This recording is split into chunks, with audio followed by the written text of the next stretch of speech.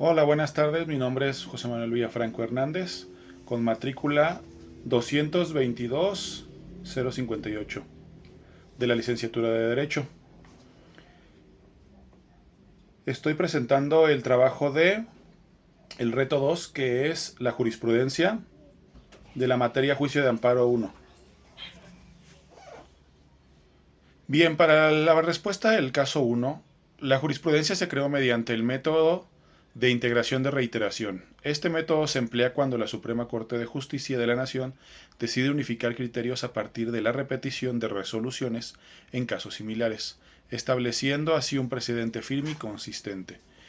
En la tesis citada se indica que la Suprema Corte ejerció su facultad de atracción con el objetivo de integrar la jurisprudencia sobre un problema que implicaba el análisis de diversos preceptos constitucionales y legales. La reiteración se menciona específicamente como el motivo por el cual se solicita la integración de jurisprudencia. Esto implica que, ante casos previos que abordaron problemas similares y donde se vio necesario unificar el criterio para garantizar certeza y claridad en la interpretación de la ley, la Corte decidió intervenir para consolidar un entendimiento uniforme y aplicable a situaciones futuras. El ejercicio de esta facultad responde a los requisitos de importancia y trascendencia, pues al resolver mediante reiteración, la Corte busca establecer un criterio jurídico claro y determinante que sirva de guía para el cumplimiento y la aplicación consistente de la ley en futuros litigios. Esto subraya la importancia de la jurisprudencia como herramienta para asegurar la legalidad y la certeza jurídica, principios fundamentales en el derecho mexicano. Bien, respondiendo al segundo planteamiento, la jurisprudencia 1AJ 93-2013, 10A, fue sustituida por la jurisprudencia 1AJ 78-2018, 10A, debido a una revisión y cambio en la interpretación legal por parte de la primera sala de la Suprema Corte de Justicia de la Nación. La jurisprudencia original sostenía que la orden de citación a una audiencia de formulación de impugnación afectaba la libertad deambulatoria del investigado, dado que conllevaba un apercibimiento de aprehensión en caso de no comparecer, y por lo tanto era un acto impugnable a través de un juicio de amparo indirecto. Sin embargo, esta posición cambió en la nueva jurisprudencia. La primera sala realizó una nueva reflexión sobre el significado y alcance del acto de citación de la investigación a la audiencia inicial. Se concluyó que la citación por sí sola no constituye un acto que afecte directamente la libertad personal del citado, pues es simplemente una comunicación del juez que no implica una restricción directa a la libertad. La nueva interpretación tomó en cuenta el artículo 141 del Código Nacional de Procedimientos Penales, aplicable de manera uniforme, concluyendo que las disposiciones en dicho código sobre la citación a audiencia son comparables en todos los estados y no representa un acto que por sí mismo afecte la libertad personal. Se enfatizó que cualquier orden de comparecencia forzosa es un acto futuro e incierto, dependiente de que el citado no comparezca sin justificación. Este acto de comunicación como tal no incide directamente en la libertad personal del citado. La sustitución de la jurisprudencia refleja una evolución en la interpretación judicial hacia una postura que considera el acto de citación como un mero aviso previo a una audiencia, donde la libertad personal no se ve afectada directamente, salvo en circunstancias específicas y futuras que deben ser evaluadas en su momento. Esta decisión busca armonizar y aclarar la procedencia del amparo en contextos donde la afectación de la libertad personal no es inmediata ni directa, basándose en una interpretación más sistemática y uniforme a la ley. Bien, respondiendo al tercer planteamiento, la jurisprudencia de los casos 1, 2 y 3 fueron publicadas en diferentes épocas del Seminario Judicial de la Federación, que reflejan distintos periodos de compilación y organización de las tesis y jurisprudencias emitidas por la Suprema Corte de Justicia de la Nación en México. En el caso 1, esta jurisprudencia fue publicada en la novena época del seminario. La novena época comenzó en enero de 1995 y continuó hasta finales del 2010. En el caso 2, la jurisprudencia corresponde a que fue publicada en la décima época del Seminario Judicial de la Federación. Esta época comenzó en enero del 2011 y continúa hasta la fecha actual.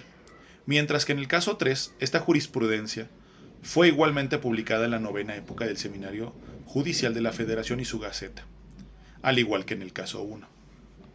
Cada época del Seminario Judicial de la Federación refleja los cambios en la metodología del reporte y sistematización en la tesis y jurisprudencia de la Suprema Corte de Justicia de la Nación, facilitando el acceso y la consulta a las mismas para los operadores jurídicos y el público en general. La novena época y la décima época son particularmente significativas por los avances en la consolidación de la jurisprudencia y su accesibilidad electrónica mediante un acceso más libre y más abierto al público. Para el cuarto planteamiento, y específicamente en el caso 3, la jurisprudencia emitida por el Pleno de la Suprema Corte de Justicia de la Nación es obligatoria para ciertas autoridades dentro del ámbito judicial mexicano. Aquí las explico claramente. Para la Suprema Corte de Justicia de la Nación y tribunales colegiados de circuito, la jurisprudencia emitida por el Pleno o por alguna de las salas de la Suprema Corte de Justicia es directamente obligatoria para la propia Corte y para los tribunales colegiados de circuito. Esto se debe a que estas decisiones establecen criterios imperativos que deben seguirse consistentemente para asegurar la uniformidad y previsibilidad en la aplicación del derecho.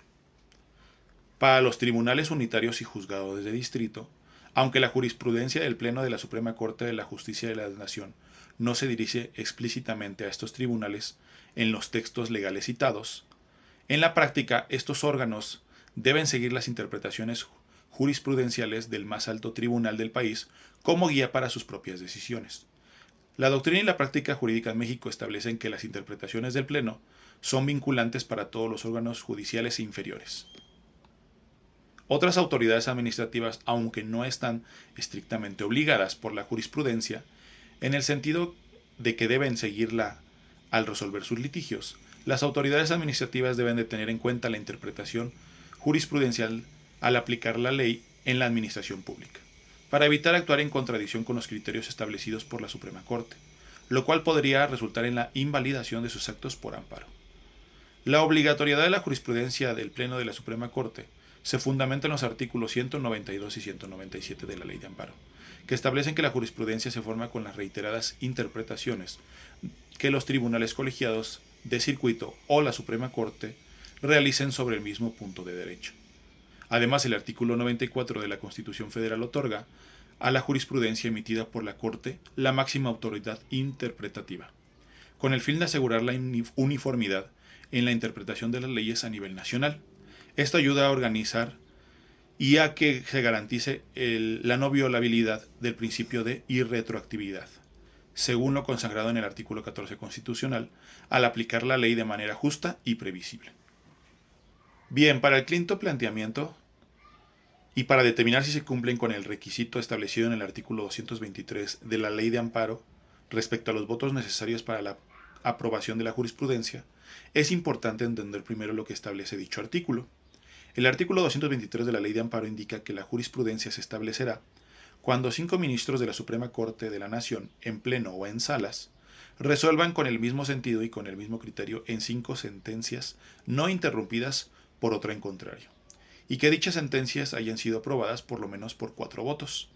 En el caso número 1, referido a la tesis 1AJ 102-2011, se menciona específicamente que se resolvió con unanimidad de 4 votos en varias instancias relacionadas. Además, en la facultad de atracción 13-2011 se resolvió con 5 votos, y estos detalles son cruciales porque indican la cantidad de votos con la que cada decisión fue aprobada dentro de las distintas salas o el pleno que las emitió. Si bien no especifica directamente si estas decisiones corresponden al Pleno o a alguna de las salas de la Suprema Corte de Justicia de la Nación, la jurisprudencia menciona que fue resuelta por la primera sala. Para que una jurisprudencia de sala sea considerada establecida de acuerdo con el artículo 223 de la Ley de Amparo, debe haber sido aprobada en cada uno de sus casos por lo menos a 3 de los 5 ministros que integran la sala. Dado que el caso presentado se especifica que las decisiones fueron tomadas con unanimidad de 4 votos y en un caso con 5, se cumple con el requisito mínimo de votación para la formación de jurisprudencia por una sala de la Suprema Corte que es la decisión que sea aprobada por lo menos por 3 votos. Por lo tanto, sí se cumple con el artículo y sus requisitos 223 de la Ley de Amparo en el caso número 1 ya mencionado. Bien, en conclusión, la jurisprudencia, como hemos explorado en los casos mencionados, es una herramienta esencial en el sistema jurídico mexicano. que cumple con varios roles cruciales para la aplicación coherente y equitativa de la ley. Aquí resumo la importancia y utilidad de la jurisprudencia basándome en los ejemplos discutidos.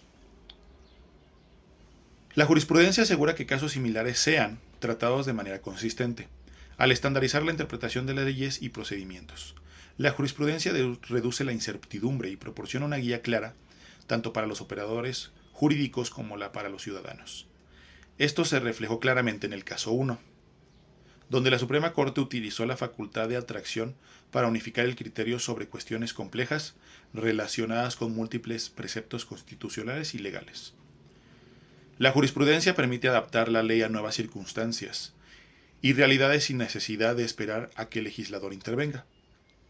Un ejemplo claro fue el caso número 2, donde la jurisprudencia cambió en respuesta a una nueva interpretación de la ley y un análisis más profundo del impacto de ciertos actos jurídicos sobre los derechos fundamentales, específicamente sobre la libertad personal. Al interpretar y aplicar los principios y derechos consagrados a la Constitución y las leyes, la jurisprudencia fortalece la protección de los derechos individuales. En el caso 3, la jurisprudencia del Pleno de la Suprema Corte aclaró que la aplicación de la jurisprudencia no viola el principio de irretroactividad de la ley, asegurando así la justicia y la equidad en su aplicación. La jurisprudencia emitida por la Suprema Corte de Justicia de la Nación es vinculante para todos los tribunales del país, asegurando así una interpretación y aplicación uniforme a la ley en todo el territorio nacional. Este aspecto se destacó en el caso 3, subrayando la importancia de que todas las autoridades judiciales sigan los criterios establecidos por la Suprema Corte.